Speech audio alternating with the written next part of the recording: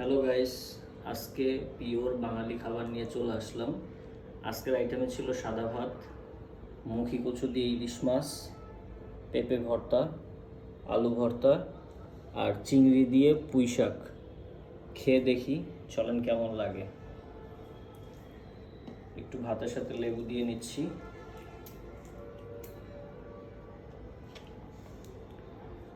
এখন প্রথমে আমি নিব হলো একটু পেঁপে ভর্তা, একটু আলু ভর্তা আর অল্প করে পুঁই শাক।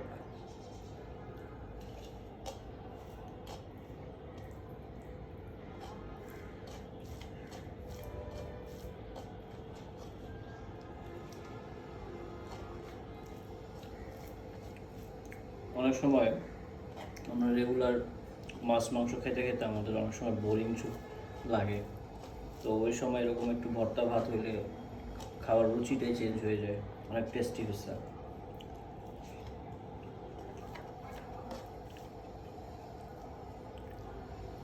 এই পুঁই শাকটা আমার বাসার ছাদে আমার নিজেদের হাতে লাগানো, একদম টাটকা।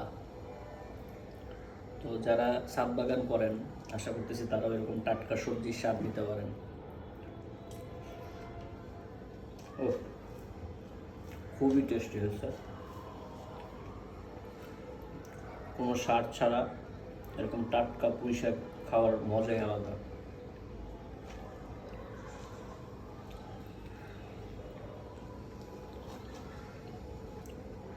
একটু আলু ভর্তা ট্রাই করি।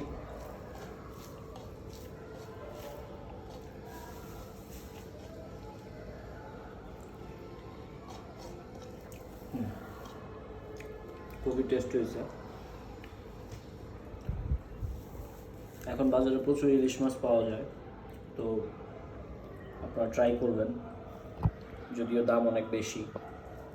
তারপরেও যেহেতু সিজনাল জিনিস একটা, তা আমাদের ট্রাই করা উচিত। সবই আসলে না খেয়ে দেখলে কেমন হয়। বিশেষ করে কাঁচকলা বা মুখি কচু দিয়ে ইলিশ মাছের টেস্টই অন্যরকম।